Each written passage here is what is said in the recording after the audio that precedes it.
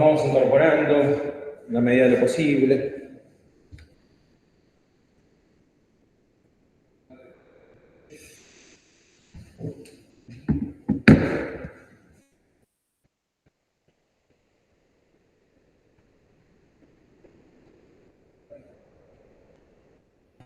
Estamos vivos, profe, que no parezca.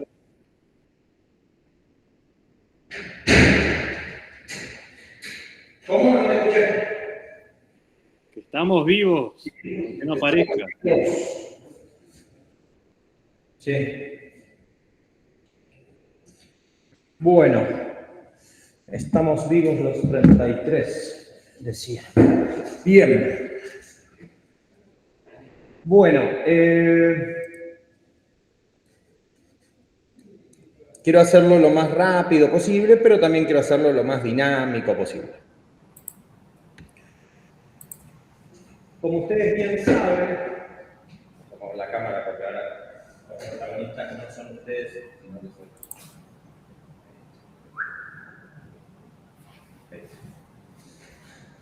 Bien, como ustedes bien saben, el objetivo de esta materia, particularmente de esta segunda parte y de este examen,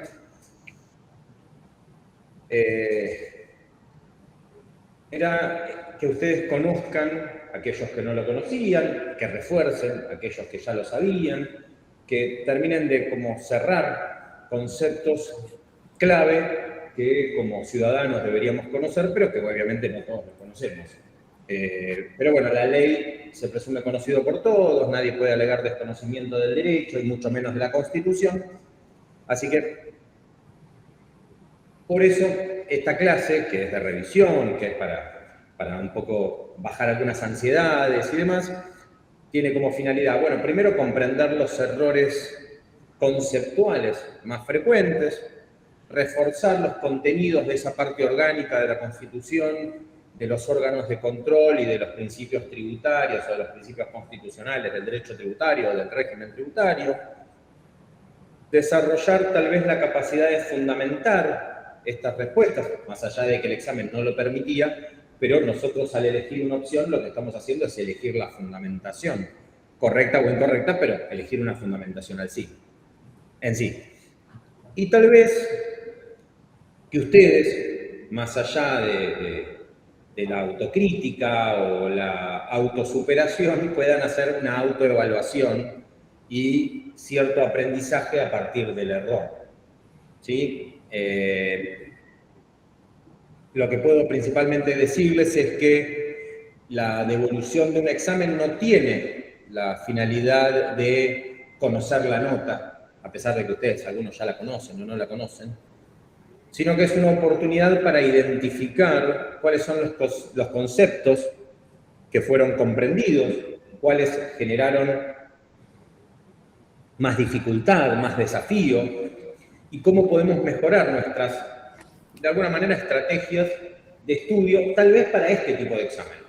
Obvio que es el segundo parcial, o sea, ya no hay otra instancia, y la próxima instancia es el final. Así que, no sé si alguien dijo algo, perdón. Entonces, la idea es que hoy revisemos, bueno, las respuestas correctas, tal vez analicemos algunas de por qué no, tal vez las llevaron a la respuesta incorrecta y, en la medida de lo posible, tratar de dilucidar cuál es el razonamiento que los llevó a determinar o a elegir ciertas opciones, ¿no? Si yo les pregunto a ustedes qué es el principio de igualdad tributaria,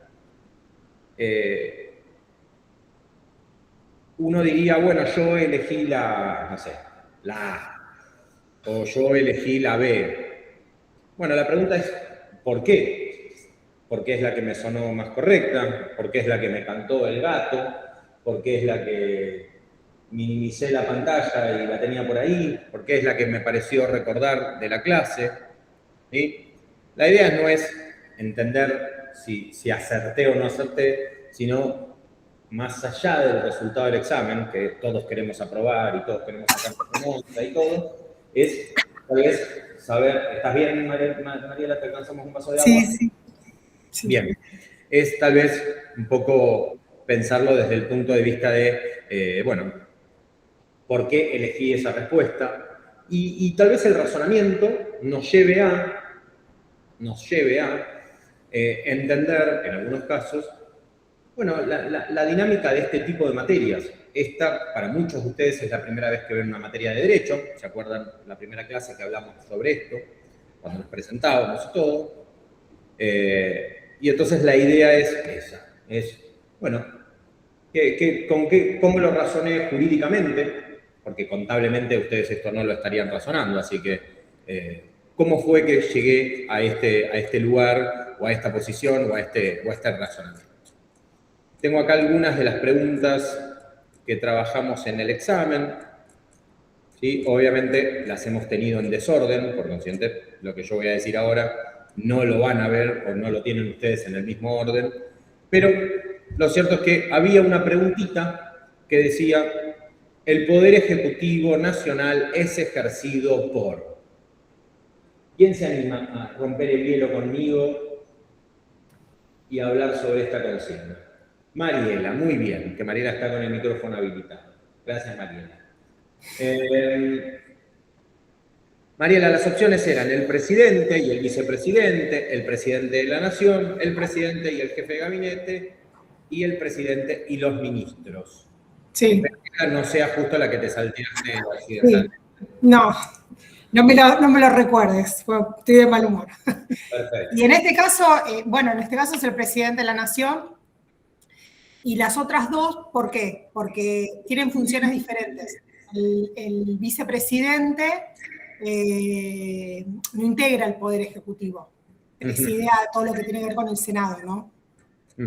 Y en el caso del jefe de gabinete, ¿sí? Es un colaborador, digamos, una persona que asiste al presidente, pero no es el que lleva la gestión. Por eso es que contesté la que tiene que ser es el presidente, ¿no? El presidente de la Nación. Bien. Acá, Maiko, contanos. Es unipersonal, solamente lo ejerce el presidente. Bien. Bueno, dense cuenta cómo todos... A ver, capaz que en el momento de la respuesta fueron a la respuesta que sabían, pero también es importante, ¿sí? Algo que vimos acá en clase, era también detectar el error, ¿no? Detectar el por qué no, o por qué no era otra, o cuál era la incorrecta, ¿no? Entonces, rapidito les digo, el vicepresidente reemplaza al presidente en los casos previstos por la Constitución, ¿sí? Pero no ejerce el Poder Ejecutivo de manera conjunta. Y solamente es elegido en nuestro país dentro de la fórmula, por algún modo, pero tiene otra función y, como decíamos antes, o como decía Mariela, creo, forma parte del Senado, ¿sí? Está en el Congreso. El presidente de la Nación es la respuesta correcta porque el artículo 87, como decía Maiko, bien, será ejercido por un ciudadano con el título de presidente de la Nación, ¿sí? Y es unipersonal. ¿Está bien? El jefe de gabinete, como bien dijo Mariela, colabora en la administración del país, ¿sí? Y el Poder Ejecutivo, como decíamos, es unipersonal y lo ejerce el presidente, ¿sí? Y en el caso de que hayan elegido el presidente y los ministros, bien, los ministros asisten al presidente en el ejercicio de sus funciones. Son, ya hoy no son simples asesores, pero digo, lo asisten, pero no integran el Poder Ejecutivo, ¿sí? En el sentido estricto de la palabra. ¿Por qué? Porque es unipersonal. Pero si ustedes van a ver el recibo de sueldo, ¿sí? Del poder de un empleado del Ministerio de Salud, probablemente dice Poder Ejecutivo Nacional, ¿bien? Porque corresponde a su partida presupuestaria, pero no hablamos de integración, ¿sí? En el sentido del ejercicio del poder, como tampoco hablamos de los asesores cuando nos referimos al Congreso, como no hablamos del personal de mesa de entrada cuando hablamos del Poder Judicial. Bien, están como un poco invisibilizados. Bien, voy a la segunda, y acá sí lo invito a Lucas, que antes levantó la mano muy respetuosamente y que lo salteamos. Una de las principales funciones del jefe de gabinete de ministros es... Avísame, Lucas, si te tocó esta, ¿eh? Sí, esta profe me tocó, la otra no me tocó, eso es lo que decía. Ah, perfecto. Y esta que estoy diciendo ahora sí, la del jefe de gabinete de ministros. Claro, sí. Es así, buenísimo. Una de las principales funciones del jefe de gabinete de ministros es ejercer el control de constitucionalidad, designar jueces, presidir sesiones en el Senado o administrar el país, coordinar la gestión de gobierno. Y hay una opción más que tiene que ver con un pendrive, pero no la puse. Claro, no, yo nada más tenía 3 opciones nada más. No, ya sé, es un chiste de todas las otras. Eran para marearte, Lucas. No, había puesto eso. Presidí las sesiones del Senado no, porque era el vicepresidente. Muy bien. Después me pareció muy raro ejercer el control de constitucionalidad. ¿De quién es esa función, la de control de constitucionalidad? Voy a tirar fruta capaz. No, pero que no. Del Poder Judicial. Muy bien, genial, bárbaro, ¿viste? Bueno. Mirá, ahí Julián dio lo que hay. Un detective, Julián. Del Poder Judicial, sí. Bien. ¿Y te acordás, por ejemplo, algo que tenga que ver con el jefe de gabinete? ¿O solo pusiste esta porque las otras no eran correctas? Puse esa porque más la función es administrar el país y coordinar gestión, pero no sé qué tareas. Lo único que me acuerdo es que siempre sale, viste, como da comunicados, está en conferencia de prensa, viste, pero Sí, ¿viste administrar. Porque muchos dicen el jefe de gabinete administra y coordina, pero no sabemos qué hace básicamente las tareas. Bueno, el artículo 7 de la Constitución se encarga un poco de explicarlo, pero está bueno porque justamente en clase, no sé si estabas, Lucas, ese día, ¿sí? No habrá sesión, ese es el presidente. No, lo que hace el jefe de gabinete de ministros es en nuestro país, tiene una función muy parecida al vocero. Por eso, creo que, no sé si en estos días, le diría ayer, hoy o anteayer, pero es muy, muy reciente, el presidente de la Nación designó a un vocero presidencial nuevo, justamente para que no sea el jefe de gabinete de ministros, quien hoy no goza de mucha salud pública, bien, me refiero a su gestión, y efectivamente entonces ya la cara del presidente de la Nación no está vinculada con el actual jefe de gabinete de ministros y su problemática, ¿no? Y de alguna manera todo lo que lo está persiguiendo la justicia o la cuestión pública o el estudio público respecto de su gestión y un posible proceso judicial, ¿bien? Que para eso tiene que haber primero un desafuero y etcétera, etcétera. Pero bueno, entonces Lucas a veces confunde en la práctica, ¿no? A veces nos confundimos un poco porque parece como que tienen funciones que aparentemente no las tienen, ¿sí? Hay, por ejemplo, casos de vicepresidentes que han tenido mucha presencia mediática, entonces, o todo lo contrario, no la han tenido. Hoy, por ejemplo, la vicepresidenta de la Nación parece que no está muy bien con el presidente de la Nación. Entonces, tal vez está muy circunscrita a sus funciones en el Senado, pero después no la reconocemos entre funciones ejecutivas que tranquilamente podría ejercer y podría llevar adelante. Bien, no las está llevando, o aparentemente no la vemos en ese rol. Entonces, a veces nos confundimos lo que debería o lo que es, bien, porque en nuestro país, un poco como que la Constitución o las funciones constitucionales a veces quedan un poco diluidas, Lucas. ¿Está bien? Michael, no sé si querías agregar algo más. Que la figura de jefe de gabinete fue incorporada en la reforma de 1994. Ok, también, muy bien. Bien. Otra pregunta. ¿Antes qué figura existía entonces, antes de esa reforma? No existía. No existía. El presidente era quien coordinaba las funciones con los ministros. ¿Sí? O sea, directamente entre el presidente y los ministros de salud, de educación, no había un intermediario. Era el presidente a los ministros. Entonces, una reunión de gabinete era el presidente con sus ministros. En la ciudad de Buenos Aires, por ejemplo, el jefe de gobierno tiene una reunión de gabinete y tiene a sus cabezas ministeriales, ¿sí? O sea, las personas que están al frente de cada ministerio. Se junta con el Ministerio de Salud, se junta con la ministra, no sé, de Educación, ¿sí? Bueno, eso era antes en Josué, no sé si querías decir algo. Ah, ok, perfecto. ¿Claro, Michael, eso? ¿Quedó clarito? Sí, quedó claro. Gracias. Buenísimo. Pasamos a la siguiente, ¿sí? El que por favor le tocó esta pregunta, o a uno de los que le haya tocado, si nos puede acompañar y nos ayuda. El juicio político tiene por objeto. ¿Quién les tocó esta? Esta es la última que me habían enseñado. Ok. Bueno, ayúdanos, Lucas, entonces, y a ver si hay alguien que se suma para apoyarte también. El juicio político tiene por objeto imponer penas privativas de la libertad, declarar la inconstitucionalidad de una ley, determinar la responsabilidad política de ciertos funcionarios o bien resolver conflictos entre provincias. Les pueden haber tocado las 4, capaz que le tocaron 3. A 3. A 3. Bien, en este caso, vos, Lucas, decís determinar la responsabilidad política de ciertos funcionarios. ¿Te animás a decirnos por qué no imponer penas privativas de la libertad, por ejemplo? No, pero es... Digo, no sé, como en un juicio, luego que cargos y que lo puedan ejecutar con personas. Bien, justo se te está cortando un poco la voz, pero es correcto. Lo que yo creo que...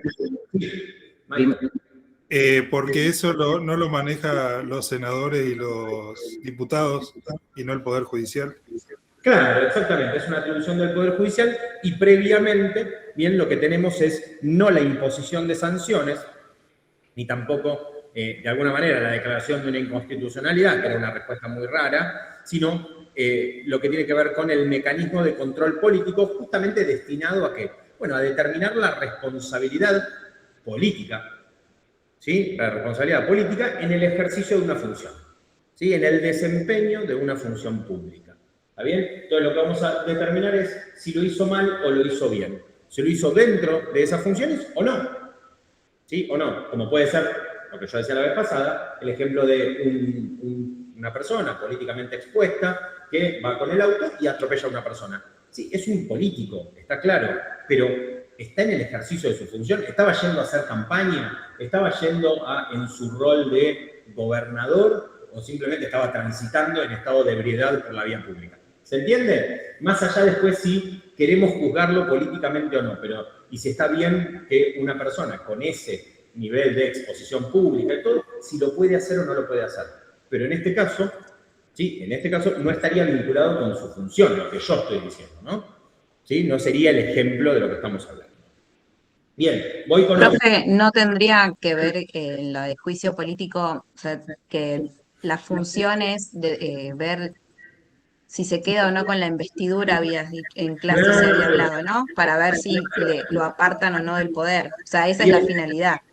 Bien, Jacqueline, ¿sabés que si recordás la clase puntual, la clase nuestra, hablamos justamente de eso, hablamos de los fueros, ¿no? De la importancia de la investidura y de cómo la investidura a veces es utilizada como una doble protección que tiene el político, ¿bien? Porque en realidad fue creada para protegerlo de los movimientos, ¿no? De todo lo que suceda, ¿sí? Alrededor de su función y de protegerlo para que no pueda ser simplemente perseguido, ¿sí? Hoy escuchaba a una diputada, si no me equivoco, diputada, sí, Marcela Pagano es diputada, en un programa de streaming donde ella le contaba, más allá si le cae bien o le cae mal, o si yo la voté o no la voté, ¿no? Estoy diciendo, y ella contaba que, bueno, ella había denunciado a este, que había denunciado al otro, y que en teoría, ¿no? Como respuesta, le había llegado una inspección de arca, ¿no? Y le había llegado bueno, eso era una práctica, o se ha dado como práctica en varios gobiernos, no solamente con este o con otros anteriores, sino que han denunciado que ciertos políticos fueron investigados por AFIP en ese momento, ¿sí? O había habido grabaciones o había habido escuchas, ¿sí? A ciertos candidatos. Bueno, eso pasa no solamente en la Argentina, sino en varios países del mundo. Ha habido escándalos enormes, ¿no? de espionaje y demás. En Estados Unidos, bueno, ha sido un caso muy, muy, muy particular que ha terminado con la destitución de un presidente. Bueno, digo, todo eso, perdón, con la renuncia de un presidente, no con la destitución. Entonces, lo cierto es que lo que acá protege al funcionario es este fuero, es esta investidura a la cual hace referencia Jacqueline, para que en el ejercicio de su función goce de cierta protección extra. Pero que, bueno, lamentablemente, en algunos casos se ha utilizado para justamente hacer un mal desempeño de su función y gozar de lo que llamamos cierta indemnidad, ¿no? Bien, o sea, el mal uso de la política sería. Bien. Voy a la de la Auditoría General de la Nación. La Auditoría General de la Nación es un órgano de control externo que depende de él. ¿Esta a quién le tocó? ¿Le tocó Julián a vos? Sí, profe, me tocó a mí. Genial. Las opciones eran del Poder Ejecutivo, del Congreso de la Nación, de la Corte Suprema de Justicia o del Ministerio Público. Yo puse que es del Poder del Congreso de la Nación. Hay un tema con el micrófono, Julián. Hola, hola. Yo lo escucho bajo. No sé si me escucha sordo o... ¿Ahí está? Ahí está un poco mejor. Si está durmiendo el gato y no podés gritar, avísame. No, está durmiendo al lado mío. Hace una seña, cualquier cosa. Bueno, perfecto, dale. Entonces, ¿cuál es? Puse que corresponde al Congreso de la Nación. Ok, bien. Es un órgano de asistencia, la Auditoría General de la Nación. Y como vos decís, depende del Congreso. ¿Sí? ¿Qué fue lo que, de alguna manera, no sé si te acordás, ¿a quién controla la Auditoría General de la Nación? Principalmente. Si no me equivoco, controla el Poder Ejecutivo. Y controla el Poder Ejecutivo. Por eso se habla de que es un órgano de control externo al Poder Ejecutivo. También que no tiene, ¿sí? No vamos a decirlo como si no fuera político partidario, porque si depende del Poder Legislativo y el Poder Legislativo tiene una mayoría, una minoría, claramente tiene una orientación, un color político, pero lo cierto es que está fuera de la administración del Poder Ejecutivo, ¿no? Y controla al Poder Ejecutivo. Así que es correcto esto, ¿no? La Corte Suprema no ejerce funciones de control, ¿sí?, sobre la administración financiera del Estado, ¿sí? Y el Ministerio Público es un órgano extrapoder y que no tiene relación de dependencia, ¿sí?, con la Auditoría General de la Nación, sino que lo que va a controlar es al Poder Judicial. Así que en ese caso no había, no hay lugar. Bien. El Consejo de la Magistratura. ¿A quién le tocó la pregunta sobre el Consejo de la Magistratura? ¿Alguien que se anime a acompañarnos con esta?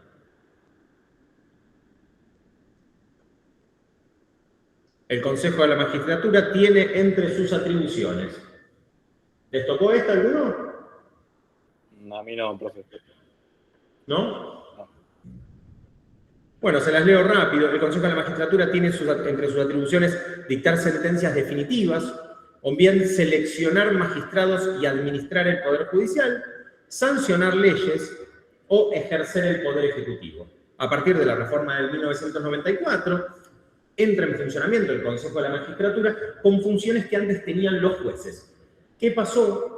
A partir de la reforma del 94, se entiende que, mal que mal, se abrió un poco el claustro del Poder Judicial, ¿sí? El Poder Judicial antes se controlaba a sí mismo, ¿sí? O sea, la Corte Suprema tenía funciones que de alguna manera se ejecutaban puertas adentro, ¿no? Entonces quedaba todo muy cerrado, muy corporativo, ¿bien?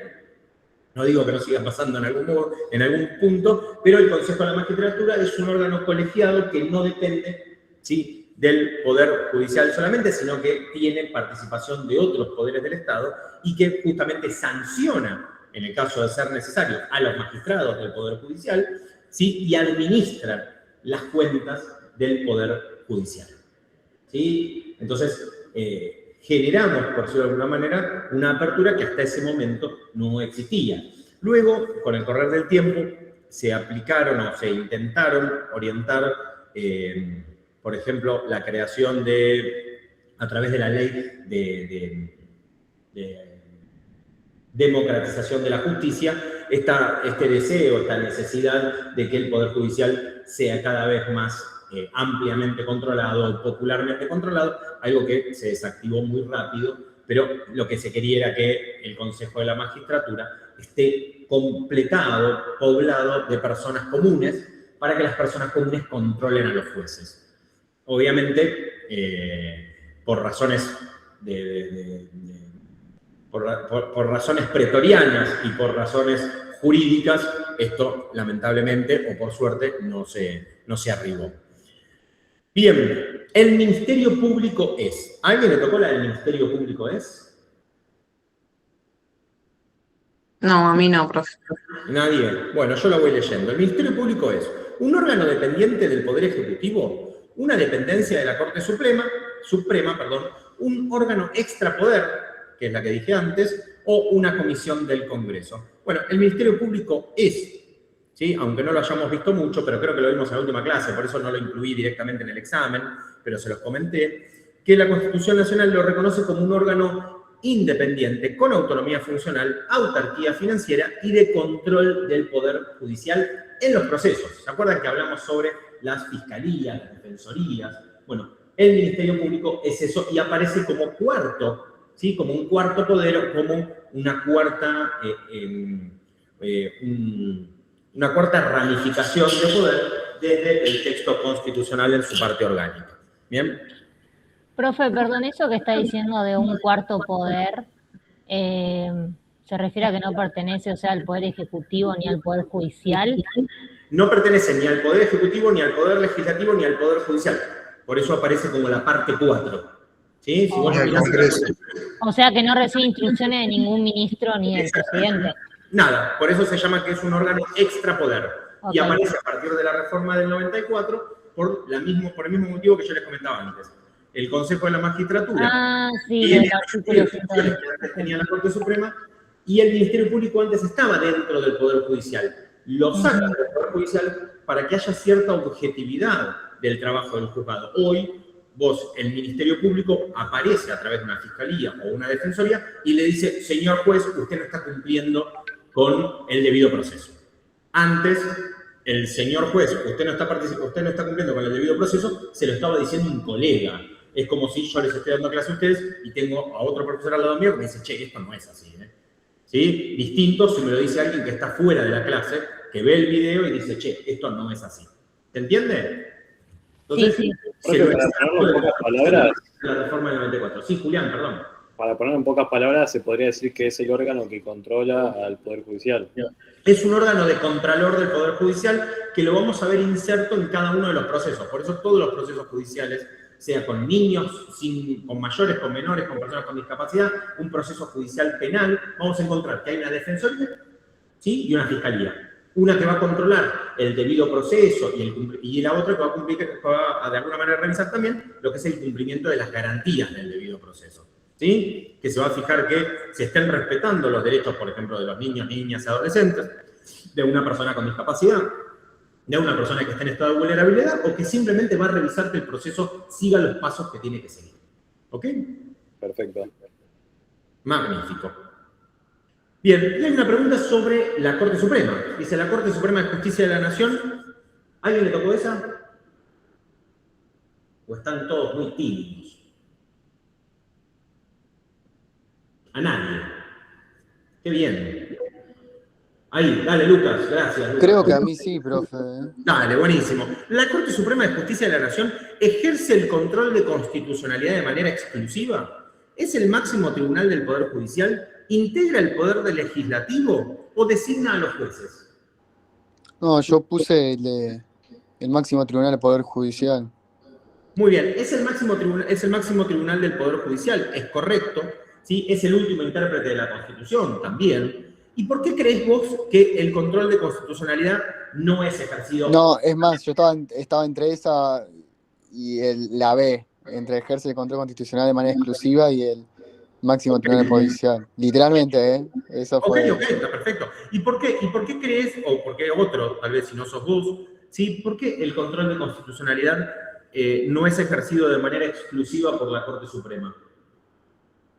¿Alguien se anima? Porque... Dale, Jacqueline. Sí, no, porque el Poder Judicial, el sistema, digamos, es difuso, digamos, puede ser ejercido por cualquier juez y puede declarar la inconstitucionalidad de una norma. Impecable, Jacqueline, muy bien. Exactamente por eso. ¿Sí? ¿Y por qué la designación de los jueces a quién le correspondía? Porque había una opción de designación de jueces. Uh-huh. Porque son designados por el Poder Ejecutivo. Muy bien. Por el presidente. Claro, por el acuerdo del Senado. Con acuerdo del Senado, muy bien. Y lo que vimos antes con la intervención del Consejo de la Magistratura, que es el que organiza o crea o escribe la nómina. Bien, hace unos días hubo un tema, no sé si lo vieron, con el hijo del presidente de la Corte Suprema, que estaba un poquito abajo en la nómina, y al momento de la votación apareció como en un puesto un poquito más arriba. Bien, es como si yo a ustedes los ordeno alfabéticamente, bien, por su nombre, entonces, no sé, estará Agüero, ¿sí? Estará Agüero también arriba, bien, y de pronto aparece, no sé, Greppi arriba de todo. Entonces me van a decir, profesor, o usted tiene un problema, bien, de no saber cuál es el orden alfabético, ¿sí? O quedó encantado, que era una vincha, Camila, lo que teníamos durante el examen. Ah, sí. Bueno, entonces quedé encantado con la vincha de Camila, entonces automáticamente la pongo arriba de todo, ¿bien? ¿Por qué? Y porque me cae bien la vincha, ¿sí? O, no sé, me cae bien, yo qué sé, que Melissa, ¿sí? Fue una de las últimas que se incorporó. Entonces, bueno, la pongo primero, porque yo qué sé. Entonces, claramente eso no es, ¿sí? Una manera, primero no es constitucional, segundo es bastante irregular, pero lo cierto es que es una atribución propia, bien, de este proceso, que se entiende que tiene que ser un proceso abierto, un proceso transparente, un proceso de igualdad de acceso, bien, principalmente de igualdad de acceso, para que no exista esta noción de corporativismo. Por eso aparece justamente el Consejo de la Magistratura, ¿no? Para restarle poder, como también apareció el jefe de gabinete de ministros, para restarle poder al presidente. Pero si yo lo ligo, lo ato tanto la figura del jefe de gabinete de ministros como al presidente, al punto que digo que si el jefe de gabinete de ministros se manda una, automáticamente yo lo miro al presidente como principal responsable, lo que estoy diciendo es que entonces esta manera de quitarle poder al presidente para dársela al poder al jefe de gabinete de ministros no está funcionando. ¿Sí? Esta tarea de enlace no se estaría generando de manera correcta, porque automáticamente yo tengo un contacto directo entre el presidente y el jefe de gabinete. Y el jefe de gabinete es elegido por el presidente, claro que es. Pero tiene que haber, de alguna manera, una anuencia por parte del Poder Legislativo porque hay un enlace, ¿sí? Entre ellos. Bien. Continúo con la siguiente y nos metemos en la primera de principios. El principio de legalidad tributaria implica que los tributos deben ser creados por ley, que el Poder Ejecutivo puede crear impuestos por decreto, que la Administración Tributaria puede modificar impuestos, que los jueces pueden crear tributos mediante sentencias. ¿A quién le tocó esta consigna, esta pregunta y nos quiere iluminar? Así no lo selecciono a dedo, que es tan incómodo. Los tributos deben ser creados por ley. Los tributos deben ser creados por ley, claro. Es el principio de la legalidad. Muy bien, y en este caso, en nuestro país, ¿cómo sería, Maico? Si son creados por ley, entonces corresponde a quién la creación, modificación y también supresión de los tributos. ¿El Poder Legislativo puede ser? Al Poder Legislativo, claro, que es el único que en nuestro país ejerce la función legisferante, o sea, la función de crear la ley. Muy bien, ¿el Poder Ejecutivo puede crear tributos por decreto? Y yo creo que sí, pero después pasa el control del Legislativo y se lo pueden derogar, ¿no? Ok, en realidad, en supuestos muy específicos, bien, el Poder Ejecutivo podría crear un tributo, bien, pero si es a través de delegación legislativa, lo cual está prohibido por la Constitución, salvo en casos muy excepcionales. Entonces, no puede. O sea, lo que decimos es, no puede. ¿Sí? Salvo en casos excepcionales, ¿no? Lo que estudié también, que estoy viendo en los apuntes, es que si se choca un impuesto por con una ley, no se puede automáticamente.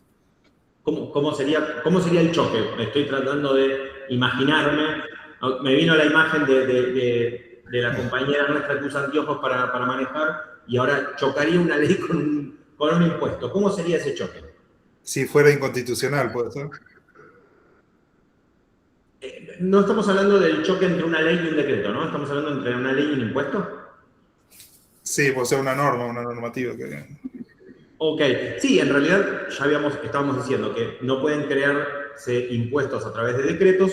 De crearse tienen que ser de materia muy excepcional. Los decretos de necesidad de urgencia por nada del mundo pueden regular un tributo, ¿bien? Porque la materia tributaria está vedada por una emergencia, ¿sí? Entonces, claramente va a haber una tacha de inconstitucionalidad si un presidente o presidenta quisiera crear un impuesto por decreto de necesidad de urgencia. Como dice la Constitución, son de nulidad absoluta e insanable. Acá te iba a hacer una pregunta que Dale, si puedo. que no lo sé. Entonces no se puede crear un impuesto como emergencia, digamos, un caso de emergencia. Solamente si es por materia delegativa, solamente si el Poder Legislativo le da al presidente la atribución específica de crear tal impuesto, pero tiene que dárselo con los márgenes legales. ¿Qué significa?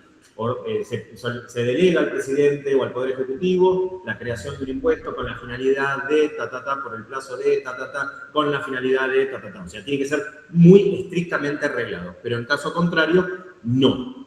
Es totalmente nulo, no hay posibilidad. Ahí me acordé, profe, que por ley no se podía, los DNU no podían modificar temas tributarios. Claro. Creo que sindicales, políticos y uno más, no me acuerdo. Sindicales no, era de partidos políticos o materia electoral. Sí, lo dije hace 3 minutos, Julián, más o menos eso. No, lo dijiste completo, No, porque no era necesario, porque estábamos hablando solamente de tributos. Pero sí, está en el 99, inciso tercero. Muy bien. Muy bien, estás reatento.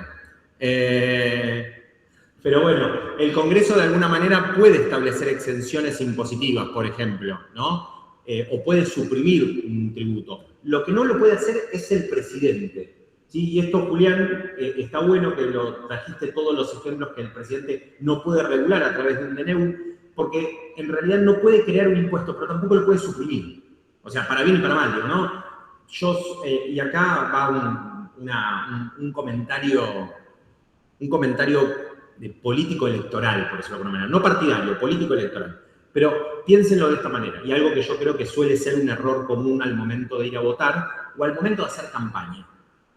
Me acuerdo una vez cuando había un candidato a presidente, ¿sí? que decía, vótennos porque nosotros vamos a eliminar impuestos. Y lo cierto es que la función del presidente no es, ni podría ser, eliminar impuestos. ¿Se entiende lo que estoy diciendo? Como si un candidato a legislador dijera, vótennos porque hay mucha inflación. Y entonces uno dice, pero eso no es una atribución del Poder Legislativo regular la inflación. Es una materia total y absolutamente del Poder Ejecutivo, la cuestión ministerial de la economía. O sea, al momento de ir a votar, yo tengo que elegir al, por ejemplo, legislador o legisladora que garantice el cumplimiento de la Constitución, de la legislación o la creación de leyes, pero no funciones que son ejecutivas. Y de la misma manera, si voy a votar al presidente, el presidente dice, voy a derogar la ley de aborto, pónganle. Constitucionalmente no lo podría hacer, porque la ley que permite, por ejemplo, el aborto en Argentina es ley y no puede ser derogada por un decreto, o al menos es constitucionalmente reprochable. ¿Sí? No digo que esté mal, simplemente que no puede constitucionalmente con un decreto afectar una ley. Que igual es algo que en Argentina se hizo, por ejemplo, cuando se cambió el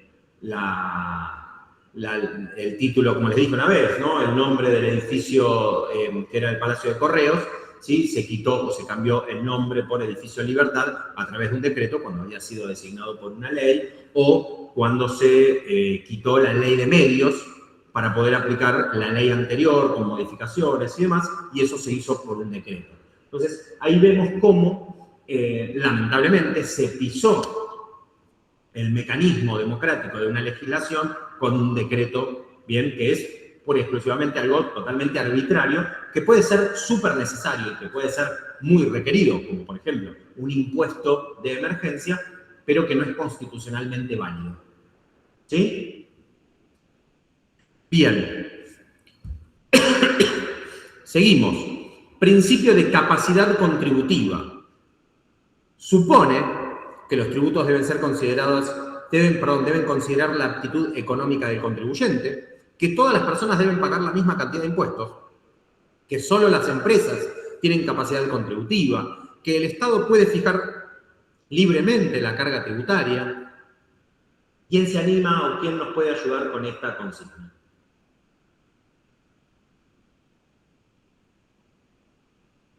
Nadie. Disculpa, ¿era la de el principio de igualdad tributaria? Capacidad contributiva. La igualdad tributaria quedó en el anterior. La que tiene la capacidad la que tiene en cuenta la aptitud económica del contribuyente. La que tiene la aptitud o la capacidad económica del contribuyente. Es correcto. ¿Te animás, Claribel, a decirme por qué no que todas las personas deben pagar la misma cantidad de impuestos? ¿Por qué esa opción no era correcta?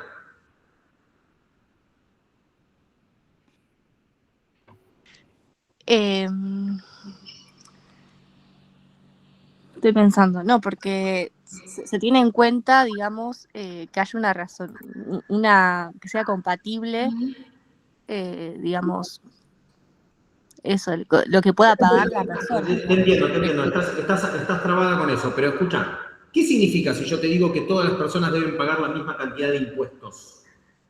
No la misma carga impositiva, sino la misma cantidad de impuestos. ¿A qué me estoy refiriendo? A que todos tienen que pagar... Muy bien, es lo mismo que dije yo, pero claro. ¿a qué principio me estoy refiriendo? ¿Al de legalidad? No. No, la legalidad lo explicó muy bien Michael. Estamos hablando de igualdad. ¿Sí? Si yo digo todas las personas deben pagar, estoy igualando, ¿sí? La misma cantidad de impuestos. ¿Sí? Estamos hablando eso es el concepto, ¿sí? Explicado para Doña Rosa, pero todas las personas deben pagar la misma cantidad de impuestos, es la explicación del principio de igualdad, en el que yo establezco una equidad tributaria. ¿Está bien? Sí. ¿Sí? Si yo digo las empresas tienen capacidad contributiva, ¿sí? No me estoy refiriendo bien a una equidad ni tampoco me estoy refiriendo al principio de capacidad contributiva, sino lo que estoy diciendo es que toda persona física y jurídica puede tener capacidad contributiva. Y que las empresas podrían tener más, ponele. Sí, ¿y tiene que ver con la de proporcionalidad también? Sí, claro, tiene que ver con la proporcionalidad. Bien, porque los impuestos deben ser proporcionales. Pero en este caso, la capacidad contributiva iguala, ¿sí? Iguala de decir, bueno, la verdad es que yo en todos los casos tengo que tener en cuenta la actitud económica. Entonces ahí voy a partir de que cada impuesto debe ser proporcional, que cada impuesto tiene que ser razonable, que cada impuesto tiene que tener en cuenta esta actitud económica. Yo no puedo pagar el mismo impuesto que vos si vos te compraste un 0 kilómetro y yo me compré un usadito a reparar. ¿Sí? Se entiende que hay capacidades contributivas diferentes por mi aptitud, pero también por el monto, ¿sí? Por el hecho imponible del cual estamos hablando. ¿Ok? Sí, sí. Bien. Después había una que decía, el Estado puede fijar libremente la carga tributaria, ¿sí? Obviamente que la potestad tributaria tiene límites. De hecho, es lo que estamos estudiando, ¿no? Hay principios constitucionales que van a limitar, ¿sí? La Constitución no es más que una carta de límites, ¿sí? El que piense que la Constitución es un montón de cosas que suenan bonitas, no, para nada. La Constitución son límites, ¿sí? Es derechos, límites. Garantías, límites. Es todo el tiempo diciéndole al Estado, no te pases de esta línea. Este es el máximo hasta lo que puede llegar, o, visto desde otro lado, este es el mínimo bien de lo que tenemos que garantizar. ¿Ese no sería el principio de confiscatoriedad? Y ahora justamente vamos a ir al principio de no confiscatoriedad, Julián, que es la consigna siguiente. El principio de no confiscatoriedad implica que el Estado no puede establecer impuestos, que ningún impuesto puede superar el 10%, que los tributos no pueden absorber una parte sustancial de la renta o del patrimonio de la persona, o que solo las provincias deben respetarlo. ¿Cuál pusiste vos, Julián? ¿Te acordás? Esa es la de que los tributos no pueden absorber una parte sustancial de la renta o del patrimonio. Ok, muy bien. ¿Y por qué te pareció esta la más razonable o la más completa? Y me pareció la más lógica porque vos no podés a una persona presionarla con tantos impuestos si sabés que su capacidad de ingresos es tal monto. O sea, vos no le podés retener el 50-60% del sueldo en impuestos.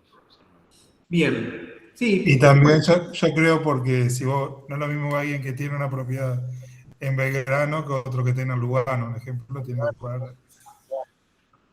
un porcentaje diferente de impuestos, ¿no? Hay, ojo, que hay algunas propiedades en Lugano. Está muy bien, está No, muy bien. pero un No, ejemplo. Sí, no, y lo entendimos.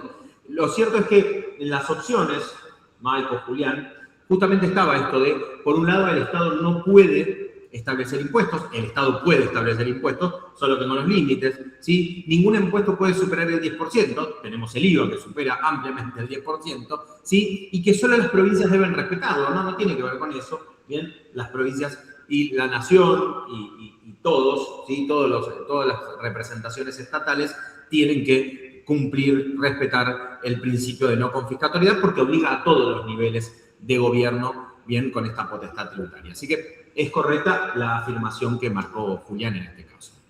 Bien, ahora vamos al que nos hacía referencia Claribel, creo, que hablaba sobre la razonabilidad. El principio de razonabilidad exige que todos los tributos sean proporcionales, que las leyes tributarias sean permanentes, que la Corte Suprema apruebe previamente los impuestos, que toda norma tributaria tenga una justificación objetiva y no sea arbitraria. ¿Cuál les parece que esta es la correcta? ¿O que sea la correcta? La última. Sí, la última. Bien. O sea, la razonabilidad no implica que todos los tributos sean proporcionales. No, que tiene que tener la justificación Claro, para que no sea arbitrario. Claro, todos los tributos son proporcionales por el principio de proporcionalidad, no por el principio de razonabilidad. ¿Está bien?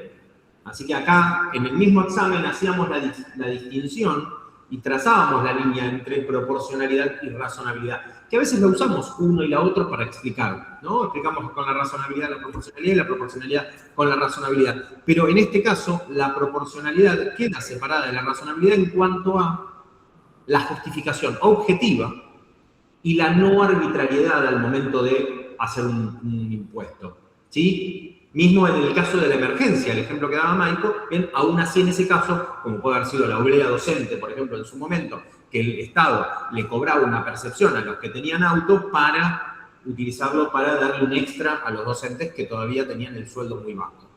¿Bien?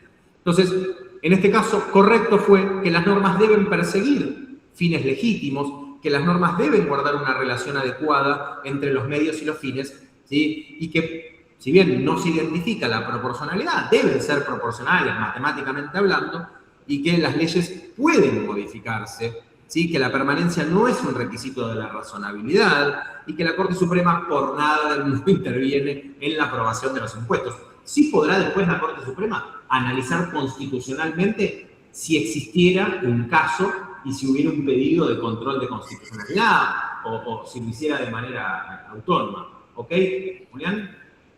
Sí, perfecto. Bien, genial.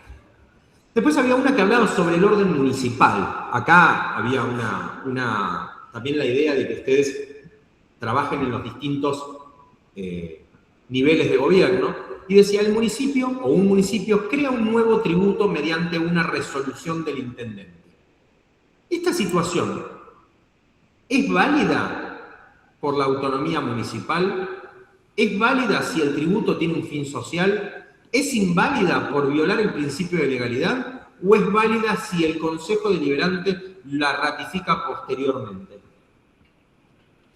Acá yo pisé el palito. Acá pisaste el palito, elegiste mal. Elegí mal. Porque me imagino que elegiste la del Consejo Deliberante. No. Ah, mirá. Es válida porque tiene autonomía municipal. Sí, yo creo que yo elegí esa. Ok. Yo elegí esa porque cuando decía crea un nuevo tributo mediante una resolución. Bien, ok. Como los municipios pueden crear tasas, relacioné tributo con tasa y por eso puse que tenía autonomía municipal para crear las tasas. Pero capaz que no es lo mismo tributo y tasa, entonces capaz que ahí está la... Ahora te ayudo con eso. Claro, porque ahí entiendo que como es a nivel municipal, viene por medio del Consejo, no Deliberante. Bien, bien. ¿Sabés qué? Por eso la opción esa era inválida. Bueno, no me acuerdo bien todo pero era esa opción. No era tramposa, Nahuel, y entiendo, Mariela, lo que decís, y de alguna manera lo que había era que pensarlo. ¿Se acuerdan cuando hablamos acá? Perdón, Mariela, ¿te jodes si sigo o querés decir algo más? No. No, pero de verdad, capaz que querías terminar la idea y medio que te interrumpí. No sé si ustedes ven la pantalla. Muy mal la verdad, me imagino. Muy lejos. Bien, acá hay 3 niveles de gobierno. ¿Sí? No estoy poniendo uno más importante que el otro, sino simplemente los estoy poniendo uno encima del otro porque hay, obviamente, una notoria diferencia entre el presidente a gobernador, a intendente, ¿sí? Hay una notoria diferencia entre estos 3 niveles, ¿sí? ¿Qué sería lo que tienen en común estos 3? ¿Que son qué?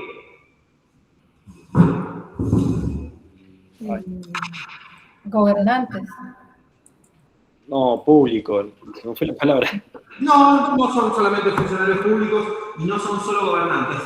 ¿Cómo los defino constitucionalmente hoy? Que ya estudié un montón de derecho constitucional y que sé los niveles y que sé las representaciones de poder en el gobierno.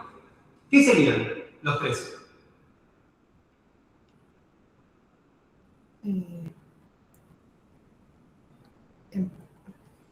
Empleados públicos. No, Mariela.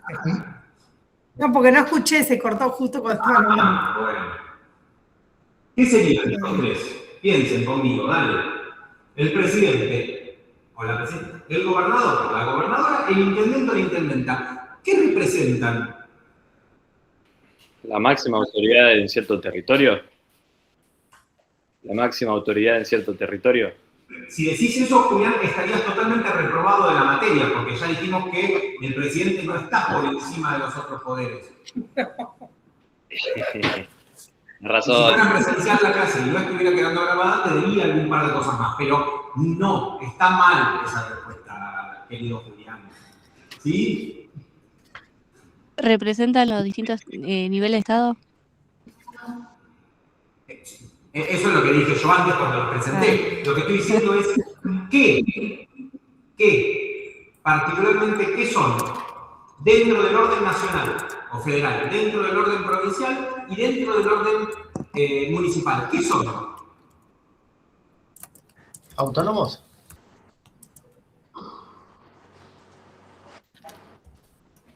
No. ¿Qué son? Representantes. ¿Cómo? Representantes.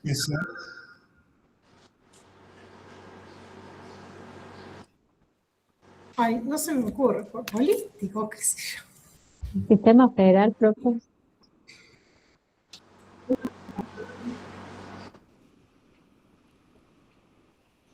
¿El presidente qué es? Ya hoy sabemos. ¿Qué es? Estaba en la primera pregunta. Es el que administra todo, digamos. Pero no entiendo bueno, no sé. ¿A cargo de qué está el presidente? El jefe de Estado. Administrar el país y ordenar la gestión de gobierno. Así que no.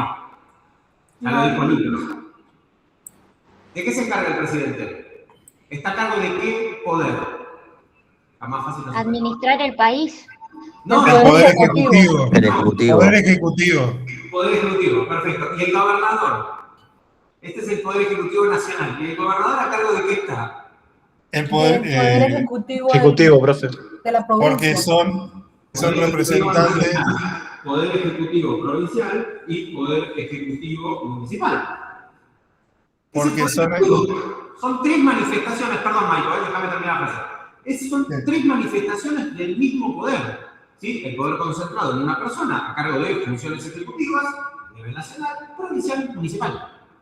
Fue el fin de tener yo armado a hacer un buen currículum y tenerlo para... Estás con la voz un poco cambiada, Lucas, perdóname. Ahí está. Bien. Me paso para este lado. No sé si llegan a ver, creo que sí.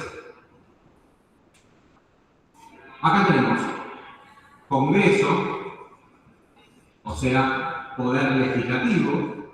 Acá tenemos Poder Legislativo o Legislatura, en el caso de la Ciudad de Buenos Aires. Y acá tenemos Consejo Deliberante. ¿Qué representa? ¿Qué poder representa esta columna? El ejecutivo. El legislativo. El legislativo.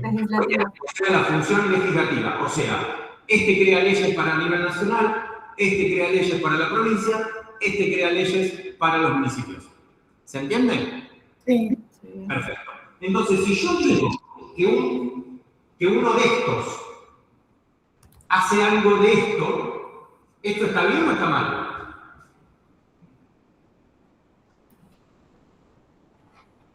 Sí. Sí que, ¿está bien o está mal?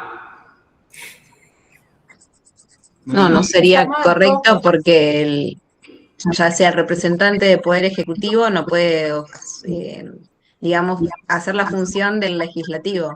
Muy bien, entonces, ¿es válido que un presidente cree un impuesto que debe crearse por ley?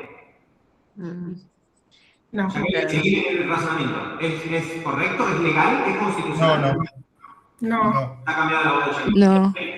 ¿Es legal? ¿Es constitucional? ¿Es correcto que un gobernador cree un impuesto o haga o invada una función que es del Poder Legislativo? No. ¿Es correcto, legal, constitucional que un intendente ejerza funciones legislativas del Consejo Deliberante? No. Perfecto. Entonces, si un municipio crea un tributo a través de una resolución del intendente, ¿es válido o inválido?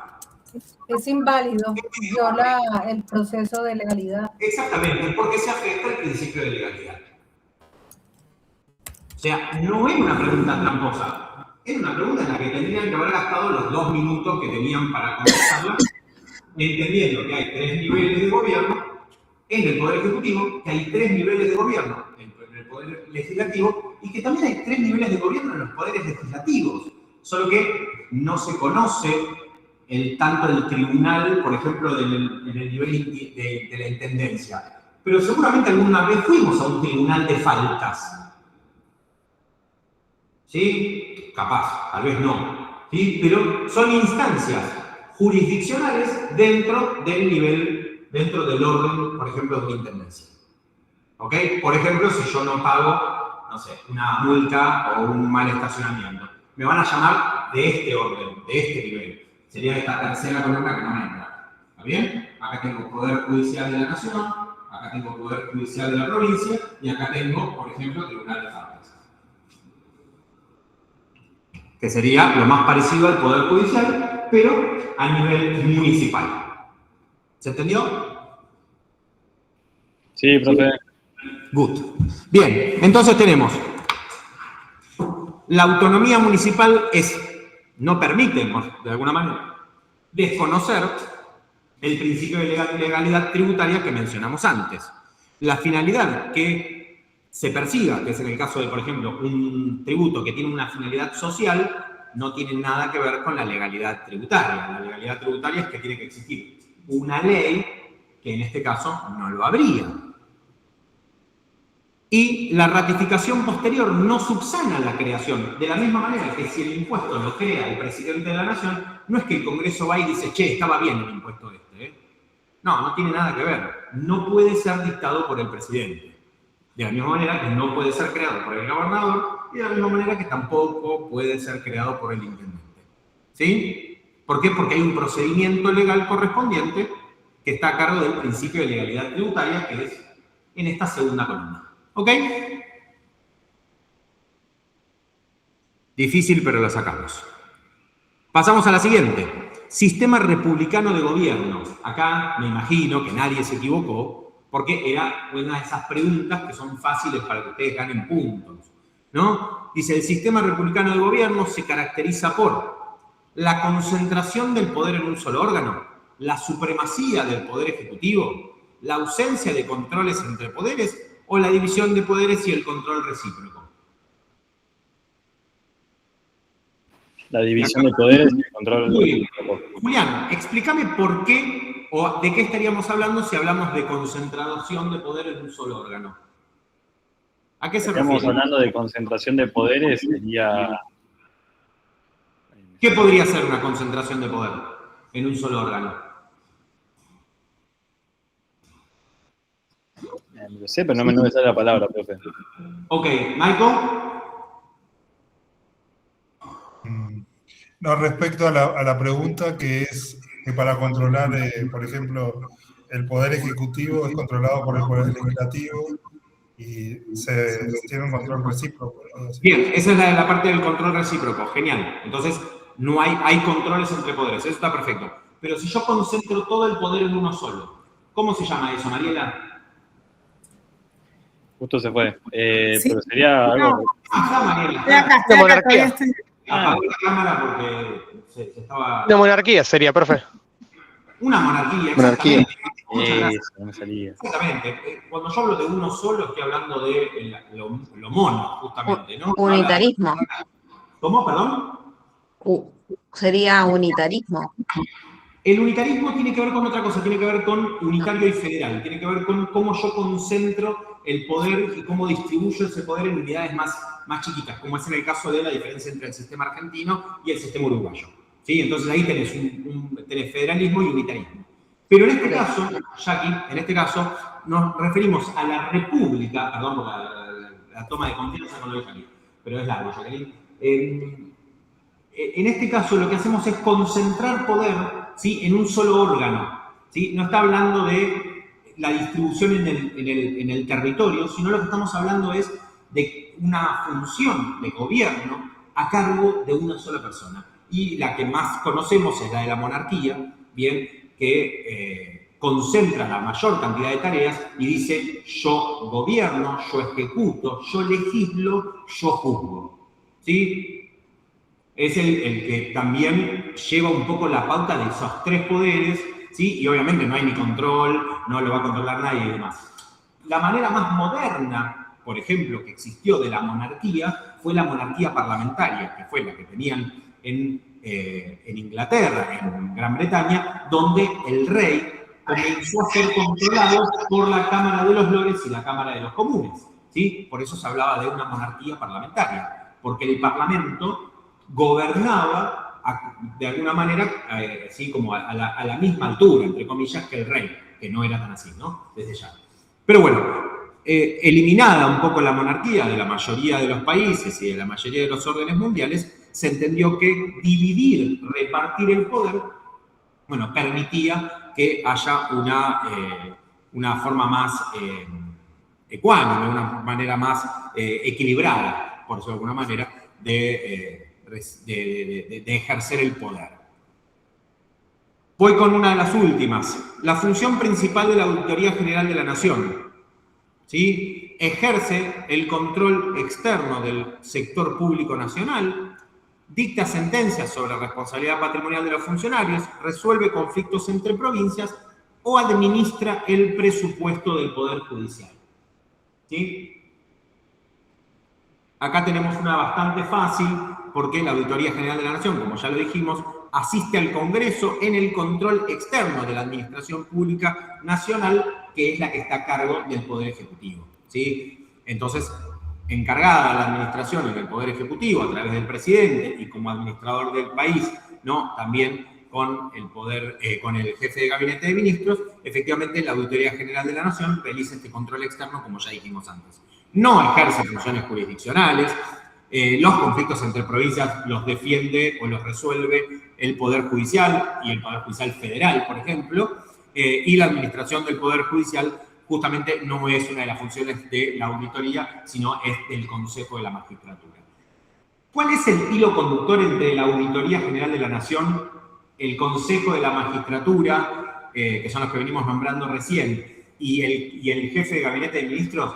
Que todos estos fueron creados a partir de la reforma del 94, o fueron reconocidos, o fueron con roles bien creados y elevados, por decirlo de alguna manera, al igual que el Ministerio Público, a través de la reforma constitucional del 94. Antes de eso, bueno, no existía el Consejo de la Magistratura, no existía la Auditoría General de la Nación, y el jefe de gabinete de ministros tampoco existía, y el Ministerio Público estaba integrado dentro de lo que era la administración del Poder Judicial de la Nación, bien, y el Consejo de la Magistratura no existía, por consiguiente se encargaba de todo eso la Corte Suprema de Justicia de la Nación. ¿Vieron cómo se fue republicanizando? No existe la palabra, pero se fue haciendo como una profundización de la forma republicana de gobierno. O sea, se fueron dividiendo los poderes ya divididos, o sea, se fueron subdividiendo poderes. De esa manera desconcentramos el poder, bien, y en teoría lo democratizamos un poco más, ¿no? Al generar la subdivisión, lo que estamos haciendo, en teoría, es equilibrando lo mejor. Lo que en el orden territorial sería, ¿sí?, como decía Jacqueline antes, ¿sí?, el federalismo, ¿no? Si quiero yo desconcentrar cada vez el poder, ¿sí?, de lo nacional lo distribuyo en provincias, y de lo provincial lo distribuyo en intendencias. Y, por ejemplo, en el orden de la Ciudad de Buenos Aires, lo distribuyo en comunas. ¿Sí? Entonces, lo que estoy haciendo es cada vez creando unidades de poder más pequeñas. Tiramos un par de preguntas extra que seguramente aparecieron por ahí. El sistema argentino de control de constitucionalidad se caracteriza por ser concentrado, porque solo lo ejerce la Corte Suprema. Chic, chic. Esa no es. Político, porque lo realiza el Congreso. Chic, chic. Esa no es. Preventivo, porque se ejerce antes de la sanción de las leyes. Chic, chic, esa no es, porque justamente uno de los requisitos es que exista la ley o que exista el acto que vamos a tratar de tachar de inconstitucional y que tiene que existir un caso. Y es difuso porque puede ser ejercido por todos los jueces, como había dicho Jacqueline antes. Bien, y la otra pregunta que también puede haber desaparecido es que el control de constitucionalidad de las leyes tiene lugar ante una consulta popular, dentro de un caso judicial, por decisión del Poder Ejecutivo o mediante un dictamen previo del Congreso. ¿Alguien puso una distinta del caso judicial? ¿Alguien seleccionó la consulta popular, el Poder Ejecutivo o el dictamen previo del Congreso? No nos vamos a reír el que eligió alguna de esas tres, ¿eh? Solamente queremos saber qué fue lo que les llevó a elegir una opción distinta del caso concreto, ¿sí? Del caso judicial concreto. Bien, justamente los jueces ejercen ese control de constitucionalidad al resolver un caso concreto sometido a su decisión. Un juez de otro proceso no puede resolver, ¿sí?, un caso concreto que esté en manos de otro proceso, de otro juzgado, ¿sí?, de otro tribunal, salvo que sea un tribunal de revisión, un tribunal de apelaciones o la Corte Suprema. Y esta sí, creo que es la última, o puede ser alguna más. Un juez declara la inconstitucionalidad de una ley y la ley queda derogada. ¿Esto es correcto? No, dice Jacqueline. ¿La ley desaparece del ordenamiento jurídico? Es incorrecto. Es incorrecto. ¿El Congreso debe reunirse inmediatamente para modificarla?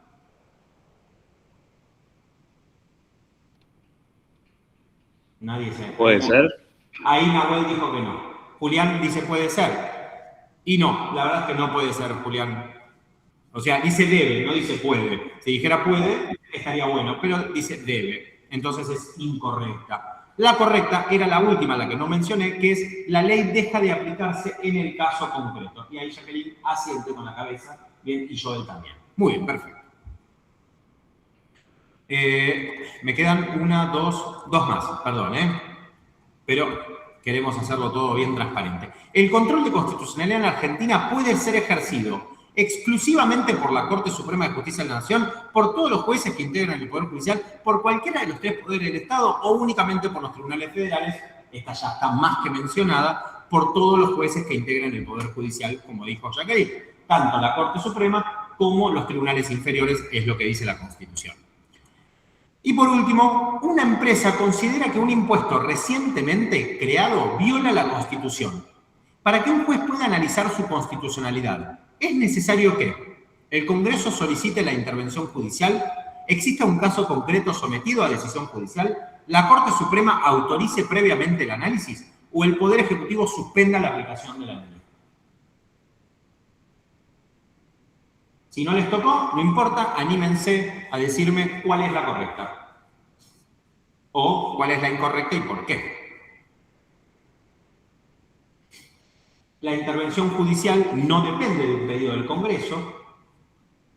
Ningún juez necesita autorización previa de la Corte Suprema de Justicia de la Nación.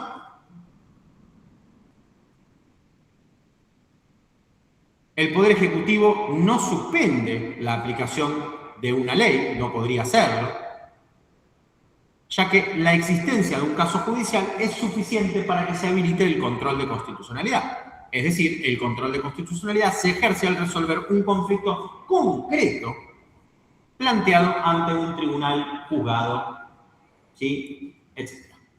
Eso sí, eso está bien. Muy bien, gracias. Esa era la correcta. Entonces, después de todo lo que hemos hecho, ¿sí? Esto, la nota, es una foto, ¿sí? El que se sacó un 10, el que sacó un 9, un 5, un 2, un 1, un 0. La fotografía es el momento en el cual ustedes rindieron. Lo importante es entender cómo las pensamos, las respuestas, y qué es lo que de alguna manera tendríamos que mejorar. Este análisis en el examen es un poco difícil de hacerlo. Habría que haberlo hecho previamente ustedes al momento de estudiar, al momento de analizar que vivimos en un municipio o que vivimos en una comuna. Y si tenemos los comuneros, tenemos el Consejo Deliberante, y si tenemos al presidente de la comuna, ¿sí? Tenemos al presidente de ese consejo, si tenemos al intendente. Bien. Entonces, la idea no era lo importante, en este caso, en esta revisión, quién acertó, sino por qué se eligió la opción. Hay errores que son graves, por decirlo de alguna manera, y hay otros que son yerros, ¿sí? Como le pasó a Mariela, bien, que se puso nerviosa porque cliqueó 2 veces, bien. Es interesante que si ustedes fallaron en el análisis, hoy lo hayan podido aclarar, que hayan podido de alguna manera revisar eso. Y bueno, nada, mi sugerencia es que esta revisión les haya servido de algo. Si es la última vez que van a revisar estos temas, está buenísimo. Si sirve para el final, está buenísimo. Si no les sirvió de mucho, lo lamento, pero espero que a muchos de ustedes sí. Al menos para mí también, porque me sirve también para darme cuenta, bueno, y el examen fue medio fácil al final, ahora que lo veo. Tendría que haberlo hecho un poco más difícil. Tal vez. Bueno, nada. No, está bueno para refrescar y tener bases sólidas, aunque sea del derecho público. Muy bien. En un caso general, también nos va a servir para otras materias, lo vamos a relacionar con otras materias también. Todo sirve, profe. Perfecto. Tirar toda la información por la borda. Bueno, Julián, muchas gracias por el comentario. Nada, espero que les haya servido. Nos vemos, obviamente, la clase próxima para lo que tiene que ver con los trabajos prácticos. Seguramente, como saben, desde la sede de Cava. Así que bueno, nos veremos allá. ¿Está bien? Sí, Michael. Una consulta, disculpe.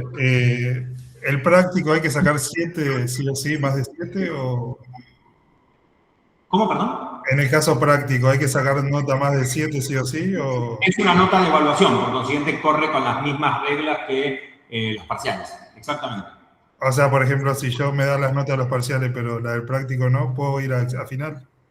Te sacaste 2 10 y te sacaste un 4 en el examen, en el trabajo práctico, tenés que ir a final con el trabajo práctico. Ah, está. Bueno, gracias. Hay una nota que te quedó por debajo del nivel que corresponde. Gracias. Por favor, Lucas. Sí, profe, a nosotros no tomó lista cuando estábamos dando el examen, ¿o sí? Sí, yo tomé lista. Porque no escuché. Bueno, igual estoy acá. Es que los tenía en pantalla, por eso era importante que por eso. Listo. Bien. Bueno, entonces nos vemos el miércoles que viene. Ay, te tomo lista. ¿Cómo? Perdón, Celeste. Que yo tampoco escuché que había tomado lista al principio. No, que me parece que no tomó lista. Tomó lista, vamos a hacer Es los que cambios. no hace falta porque Nos dijo que vemos vio el los nombres miércoles. Claro, nos Hasta estaba viendo. luego, así que- profe. Chao, gracias. Chao, Chao, nos profe. vemos. Chao, Gracias. profe. Gracias. Nahuel. Chao, Chao, profe. profe, Buenas gracias. noches. Buenas Chao, noches. Gracias. profe. Chao, buenas noches. Chao. Chao, hasta luego. Nahuel. Pregunta, si bien no tendría que saber yo, para el recuperatorio me tengo que anotar, ¿cierto? Para el recuperatorio, si me tengo que anotar. Sí, yo me tengo que anotar para el recuperatorio. Claro. Ok. Listo. Era eso nomás. No, igual cualquier duda sobre eso, me avisás o lo trasladamos al área que corresponde, ¿sí? Ok. Listo, sí. Gracias, profe. Josué, ¿alguna duda, alguna consulta o simplemente quedaste?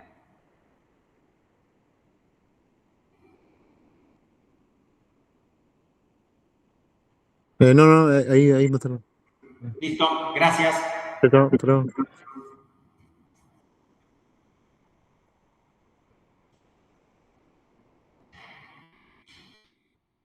Nos vemos la próxima.